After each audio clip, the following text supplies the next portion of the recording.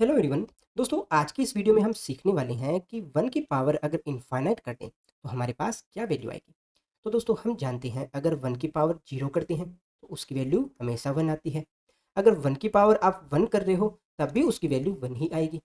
अगर आप 1 की पावर 2 करते हो तो उसकी वैल्यू किसके बराबर होगी? इसको आप ऐसा लिखेंगे 1 इंटू 1, और 1 को जब हम 1 से मल्टीप्लाई करेंगे तो उसकी वैल्यू भी 1 आएगी।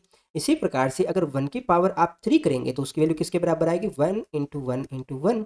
तो इसकी वैल्यू हमारे पास में तीनों का आप आपस में मल्टीप्लाई करोगे तो उसकी वैल्यू भी हमारे पास 1 ही आएगी।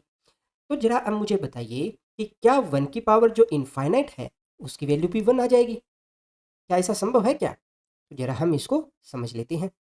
दोस्तों, आपको याद होगा कई बार मैथ के अंदर हम 1 को बराबर रख देते हैं 0.99999 और लास्ट में टर्म अपनी 9 तक आ रही है, तो इसको हम लगभग 1 के बराबर मान लेते हैं, मानते हैं ना? इसी प्रकार से हम 1 के बराबर किसे मान सकते हैं? 1.000000 आगे डॉट डॉट डॉट 1, इसको भी हम लगभग 1 के बराबर मानेंगे, है ना? तो क्या दोनों ही कंडीशन के अंदर यहाँ हम इसकी पावर अगर इनफाइनाइट कर दें तो क्या इसकी वैल्यू 1 के बराबर होगी? क्योंकि देखिए 1 की पावर जो इनफाइनाइट है वो किसके बराबर है? आप कहोगे 1 इंटू 1 इंटू 1, इसको हम इनफाइनाइट टाइम्स है आपस में मल्टीप्लाई कर रहे हैं, है ना?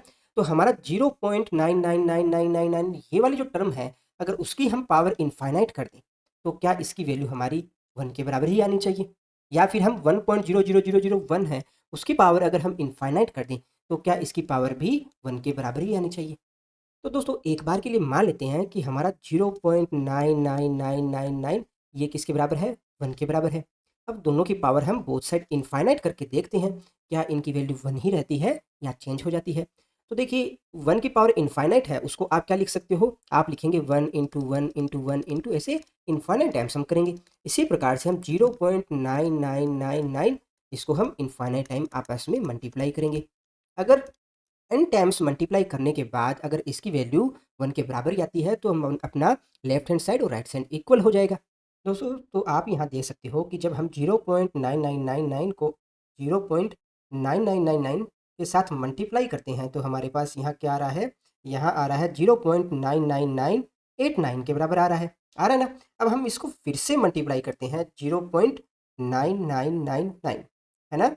इसको फिर से मल्टीप्लाई करें तो संख्या आप क्या देख रहे हो? धीरे-धीरे छोटी होती जा रही है। इसको हम 0 पॉइंट फिर 99999 से मल्टीप्लाई करेंगे तो संख्या और छोटी होती जा रही है ना? तो यहाँ से हम क्या देख रहे हैं कि अगर इस 0.9999 को हम जब इनफाइनाइट टाइम आपस में मल्टीप्लाई करेंगे तो इसकी फाइनल जो वैल्यू हमारे पास क्या आएगी? 0 के बराबर आएगी। इसी प्रकार से अगर आप मान लीजिए हमारा जो 1 है वो इक्वल है किसके? 1 इक्वल है अपना 1.0001 के बराबर है ना? अगर हम बोथ साइड इसकी पावर अगर इनफाइनाइट कर दें तो उसका मतलब क्या होगा कि हम 1 को इनफाइनाइट टाइम आपस में मल्टीप्लाई कर रहे हैं ना? तो यहाँ पर 1.0001 है उसको भी हम इनफाइनाइट टाइम्स आपस में यहाँ मल्टीप्लाई कर रहे हैं। तो क्या लेफ्ट हैंड साइड और राइट हैंड साइड दोनों साइड अपनी वैल्यू 1 के बराबर आएगी? तो चलिए इसको भी चेक कर लेते हैं।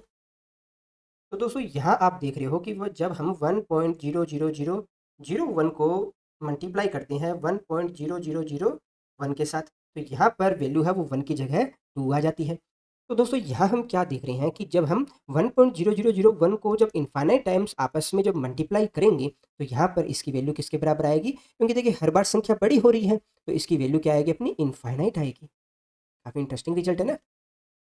तो दोस्तों, इन दोनों रिजल्ट्स के बेसिस के ऊपर हम क्या समझ रहे हैं कि अगर हम 1 को इक्वल माने किसके? 0.9999 डॉट डॉट डॉट डॉट इसके इक्वल माने तो हमारी 1 की पावर इनफाइनाइट करेंगे तो उसकी वैल्यू कभी भी 1 के बराबर नहीं होगी। उसकी वैल्यू किसके बराबर होगी? 0 के बराबर होगी। इसी प्रकार से अगर हम 1 को इक्वल माने इसके 1.00000 डॉट डॉट डॉट डॉट 1 के बराबर माने और अगर उसकी हम पावर इनफाइनाइट करें बोथ साइड तो इसकी वैल्यू किसके बराबर आएगी? हमारी इनफाइनाइट के बराबर आएगी। तो आप यहाँ क्या देख रहे हो कि यहाँ पर हमारा जो 1 की पावर इनफाइनाइट है उसकी वैल्यू 1 के बराबर नहीं है। एक वैल्यू पर इसकी वैल्यू 0 आ रही है जबकि दूसरी वैल्यू के लिए इसकी वैल्यू इनफाइनाइट आ रही है। तो इसको हम क्या बोलेंगे? एक अनडिफाइंड नंबर बोलेंगे, एक अनडिफाइंड राशि बोलेंगे। ठीक है? तो काफ़ी इंपॉर्टेंट रिजल्ट है, इसके लिए अंदर भी हमें कन्फ्यूज़ नहीं होना है।